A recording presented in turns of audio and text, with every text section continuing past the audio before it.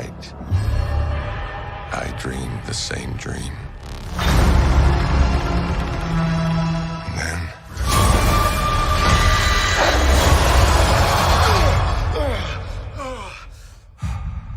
the nightmare begins.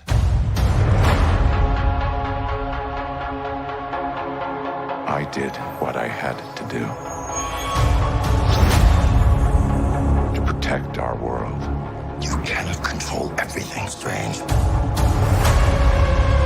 You opened the doorway between universes, and we don't know who or what will walk through it.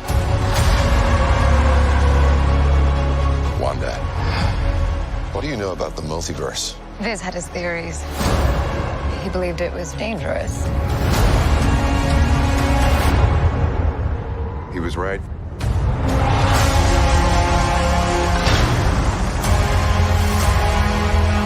I'm sorry, Stephen. Your desecration of reality will not go unpunished.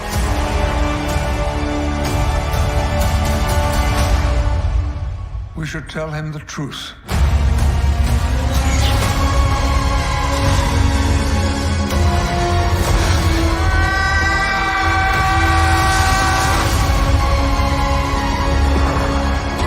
Things just got out of hand.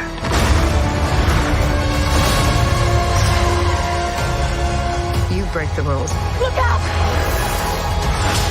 Become a hero. I do it, I become the enemy.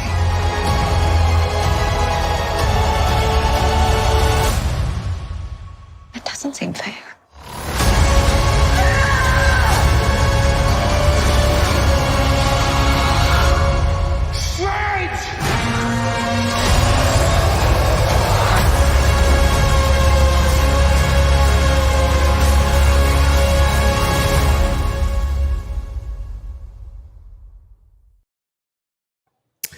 Welcome to Earth 2 Comic Cast, where superheroes exist and comic book talk is the norm. It's your boy Mo Crosby.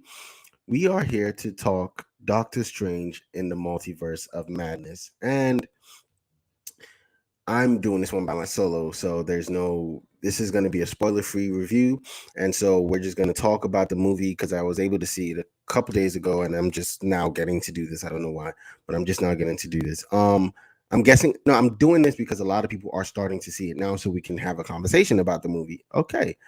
Doctor Strange in the Multiverse of Madness is a sequel to Doctor Strange, but we've known Doctor Strange since the first movie, and he's been he's been an Avenger, Infinity War, Endgame. He was also in Spider-Man, No Way Home. So we've seen Doctor Strange grow as a character and as a person. And I think this movie deals with Doctor Strange's growth. It's not a direct sequel to stuff that happened in Doctor Strange, even though things that happened in Doctor Strange are touched on in this movie, but it's not a direct sequel. And I think for that in its own, I feel like it's a good thing. You don't necessarily have to deal with a lot of things. Yes, the Darkhold is something that was dealt with in Doctor Strange, but it's not necessarily, it's what we know of the Darkhold has changed between Doctor Strange and now, because it was featured in WandaVision. So two things can't be true and different at the same time. It is a sequel for Doctor Strange, but it's also not a direct sequel for Doctor Strange. It is more or less a sequel for the character because we've seen him in Infinity War, we've seen him in Endgame, and we've seen him in No Way Home. Things that happened in Infinity War, Endgame, and No Way Home are actually bigger at play here than what happened in Doctor Strange. A couple of things that happened in Doctor Strange, like Baron Mordo, we get to see those things at play here. So I'll just go ahead and say that's the introduction for Doctor Strange in the Multiverse of Madness. It's a spoiler-free review, so you're not going to get spoiled. I'm just going to talk about the things I exceptionally liked, and a couple of things that I think, weren't great for me, but again, didn't ruin the experience of the movie. It is a good movie. It is a really good movie in fact. So I'll go ahead and say that. Sam Raimi did Sam Raimi things, and I loved every bit of the Sam Raimi things that he did.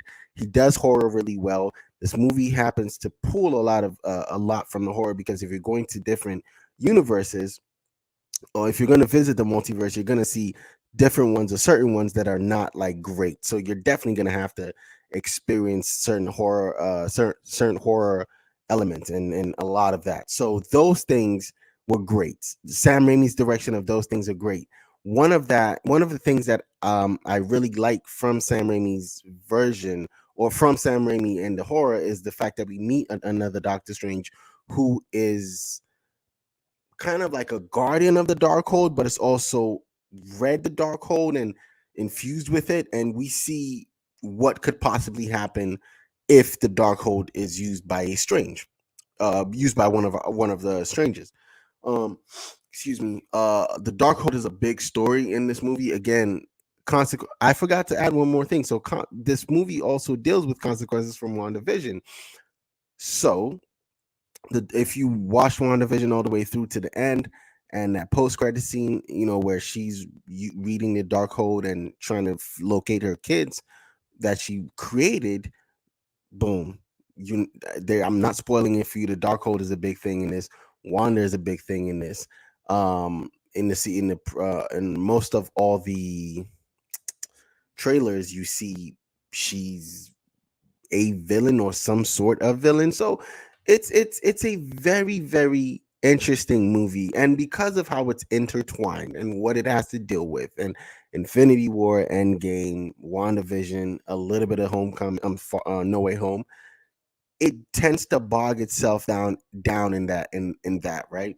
So that is one of the bad things from this movie, is that it's kind of bogged down in what it has to deal with in the Infinity War saga and the Endgame part of it, and then the WandaVision. But again, it does that, and it does it really well. So the MCU part of it is probably what has to, like, in my opinion, pin it down a little bit, like take it down from being like a great movie, is the MCU part of it. This is a character to me that should be dealing with bigger than MCU problems, right? But you have to use him to deal with MCU problems because he's in the MCU.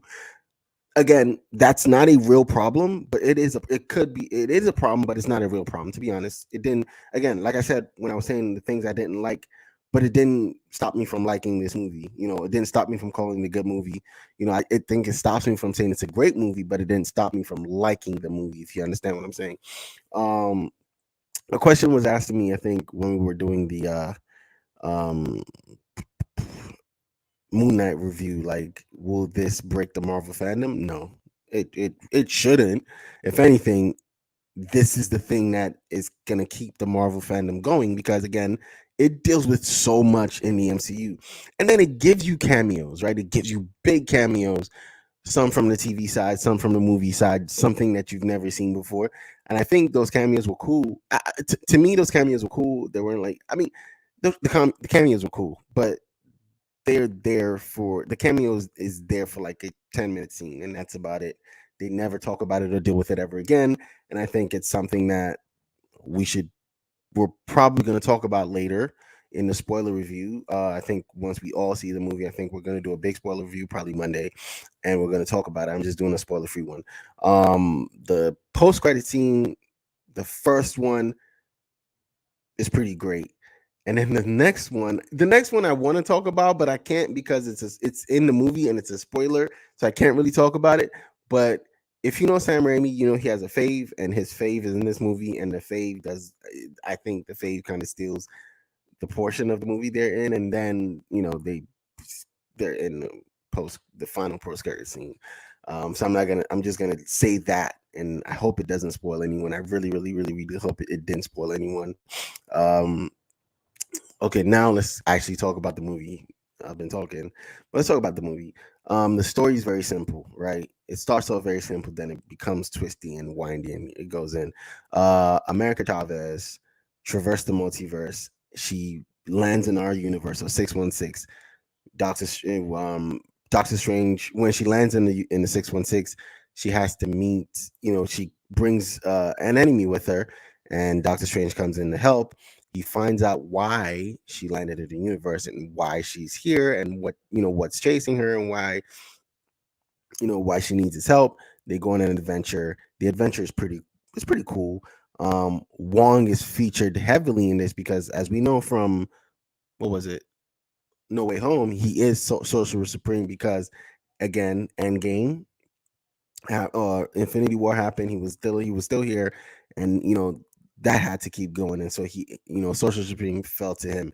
Um, we meet a bunch of other sorcerers. We meet a bunch of other magic users that we also met in Infinity War. Um, our main villain, if you can't tell from the trailers or even say like this right here, our main villain is Wanda or Scarlet Witch. So they resolved that from WandaVision. And this is again what I'm saying, like the story is not even like a Doctor Strange story. It's pulling from all these other things. But that's fine. It's still a pretty simple story.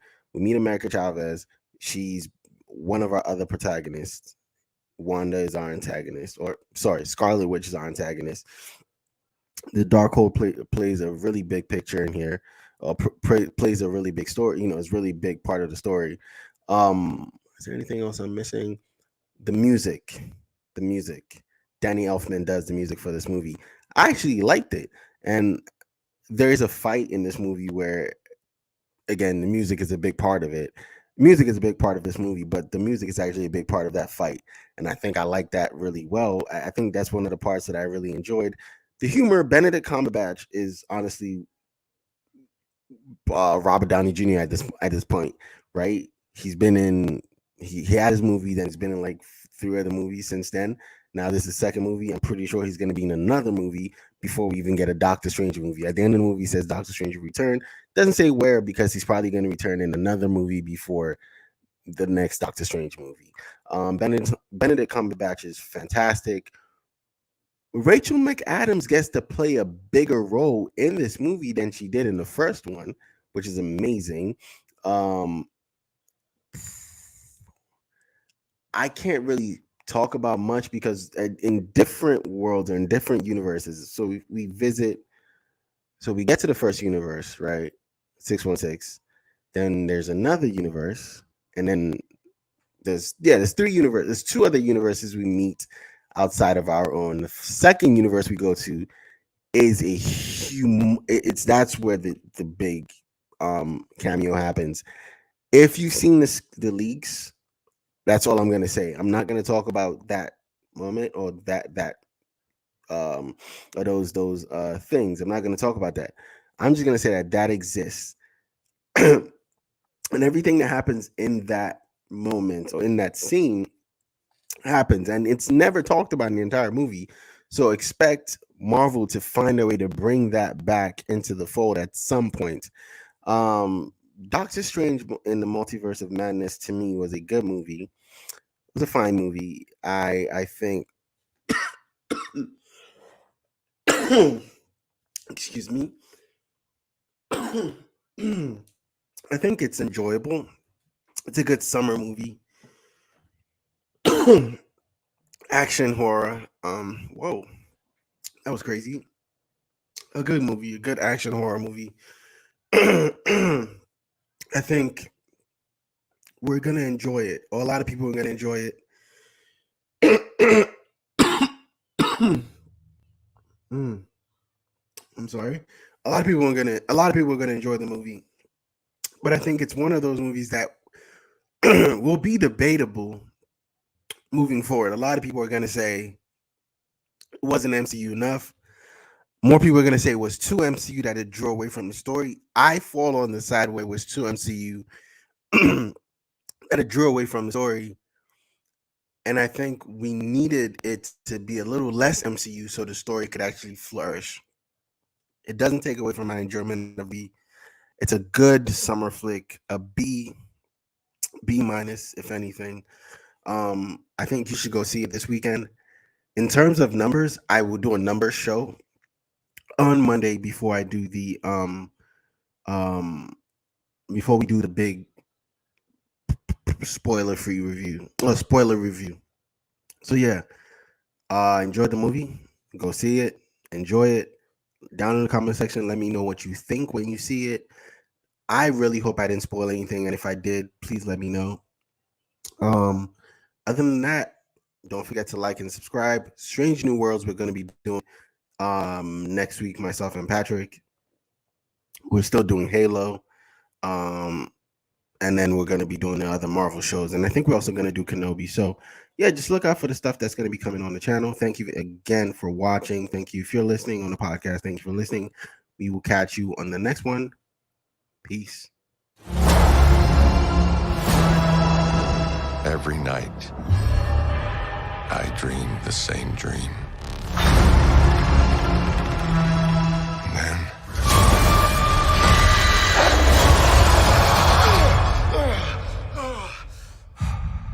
the nightmare begins.